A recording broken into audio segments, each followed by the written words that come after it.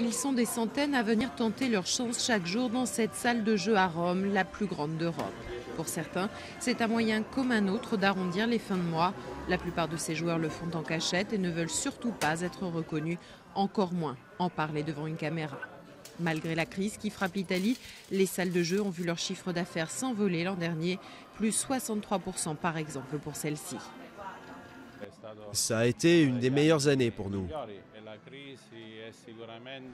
La crise est certainement un élément qui met nos clients, les joueurs, dans une situation difficile. Mais le jeu est quelque chose de naturel chez l'homme.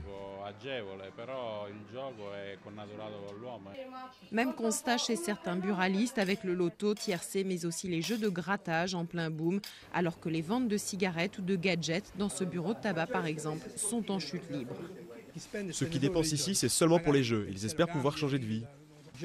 Ils jouent 2, 3, 400 euros, ils gagnent ensuite 100 euros, ils sont contents, mais ils en ont en fait perdu 200. Avec la crise, le taux de chômage n'a cessé d'augmenter ces derniers mois. Un jeune sur 3 est sans emploi. Les plans d'austérité décidés par le gouvernement ont contraint également les retraités à se serrer la ceinture, sans parler de la moyenne des revenus italiens, une des plus basses de la zone euro. J'ai voulu tenter la fortune avec 10 euros. J'ai payé 10 euros mon billet et j'ai gagné 10 euros. Bon, voilà, c'est comme ça. Margherita fait partie des 30 millions d'Italiens qui ont joué au moins une fois dans leur vie à des jeux de hasard. Un chiffre qui, selon certaines associations, pourrait encore augmenter avec l'entrée de l'Italie en récession. 1,7 million d'Italiens auraient un comportement à risque et 800 000 autres seraient considérés comme des cas pathologiques.